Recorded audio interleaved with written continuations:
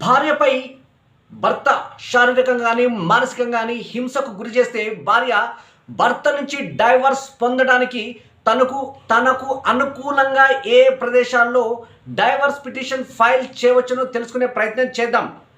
వివాహం జరిగిన ప్రదేశం, భార్యాభర్తలు కలిసి చివరిసారిగా ఉన్న ప్రదేశం, భర్త నివసిస్తున్న ప్రదేశం, భార్య భారతదేశంలో ఎక్కడ నివసించినా కూడా భార్య భర్తపై డైవర్స్ పిటిషన్ వేయవచ్చు. అదేవిధంగా భర్త కనుక డైవర్స్ పిటిషన్ వేస్తే భార్య ఎక్కడ నివసిస్తుందో అక్కడికి ఆ యొక్క డైవర్స్ పిటిషన్ను ట్రాన్స్ఫర్ చేసుకోవచ్చును.